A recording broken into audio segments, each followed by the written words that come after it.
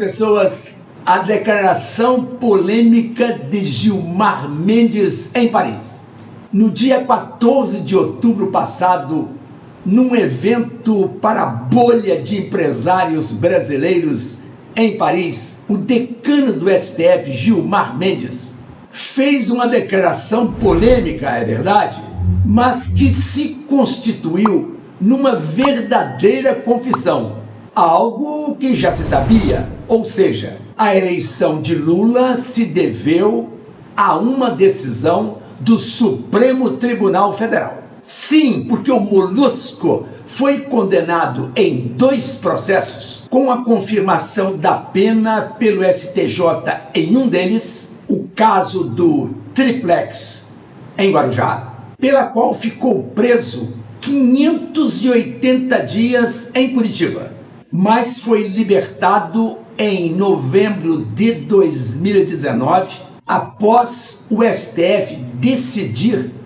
contra a prisão após condenação em segunda instância. Em novembro de 2020, a defesa do acusado entrou com um habeas corpus contra a decisão do STJ, que indeferiu a incompetência da 13ª Vara Federal da Seção Judiciária do Paraná, onde corriam os feitos. Para os advogados de Lula, o Fórum de Curitiba seria competente para julgar apenas os eventos relacionados à Petrobras. Nada a ver, portanto, com o caso do Triplex ou do sítio de Atibaia. Decisão monocrática do ministro Edson Fachin, no dia 8 de março de 2021, depois confirmada pelo plenário por maioria de votos, concedeu a ordem com a anulação das sentenças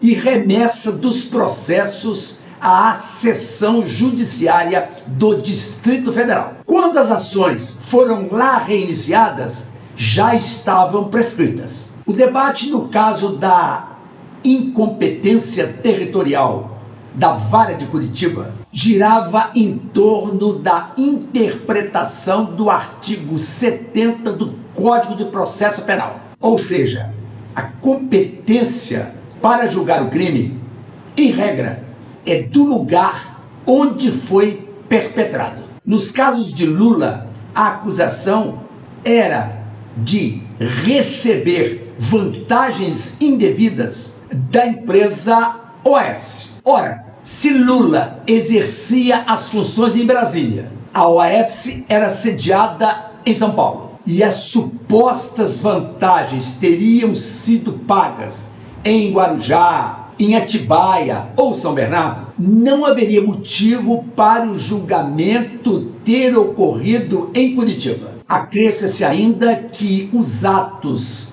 de que Lula foi acusado não possuem conexão alguma com os ilícitos ligados à Petrobras e apurados pela Justiça do Paraná. Alguns consideram ter havido na anulação um contorcionismo deliberado do tribunal para gabaritar o acusado ao pleito de 2022 e que o discurso do decano em Paris foi a primeira vez em que se admitiu a interferência do STF no processo eleitoral. Para essa corrente de pensamento, seria algo como chover no molhado, algo que já se sabia previamente, algo como dizer o óbvio, ou seja, houve uma descondenação para que o nome de Lula fosse limpo, para que ele pudesse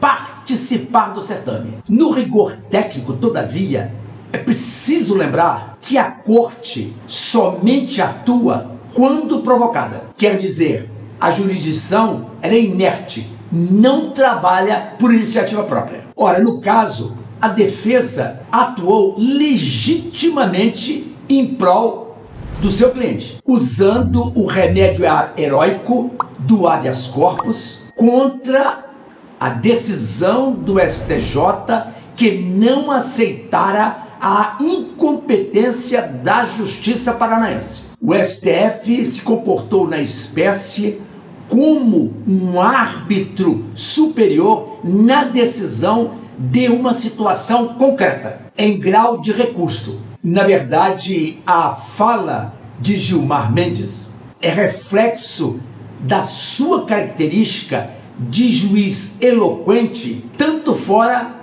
como dentro do tribunal. É conhecida a sua maneira como se aproxima do mundo político, o que é visto dentro de um contexto de perda de espaço da institucionalidade sobre a atuação individual descentralizada dos ministros, que ocorre não só quando antecipam à imprensa a direção de um julgamento, como quando expressam simpatia por determinada corrente política, para além do dever constitucional do ofício de entregar justiça. Por exemplo, a fala do próprio Mendes em fevereiro de 2023, ao dizer que na época do ex-presidente Bolsonaro, o Brasil era governado por gente de porão.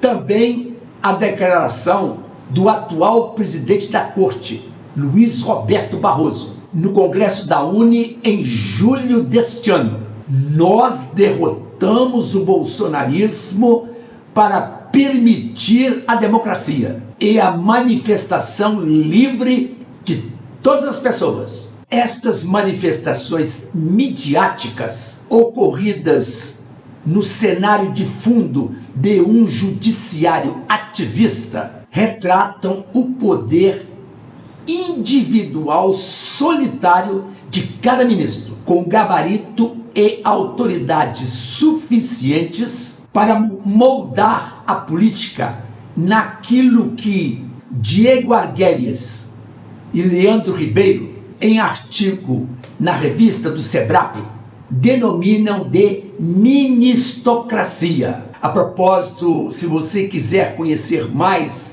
sobre ativismo judicial, aqui embaixo do vídeo tem os links de alguns livros que podem ser adquiridos. O processo decisório do STF, ele próprio, favorece o modelo privilegiador da construção de universos pessoais, que possibilitam a conversão dos ministros em oráculos da moralidade e da certeza, com poder de veto sobre os mais variados temas, fazendo com que a representação social fundada na participação popular, como é o caso do parlamento, seja subposta por uma autoridade sem nenhum voto. É fiando nesta reputação externa, construída ao longo de um exercício de competência ampliada por variáveis fortes de domínio e controle, que o ministro Gilmar Mendes resolveu fazer uma espécie de advertência quanto ao papel do STF na vitória petista e as implicações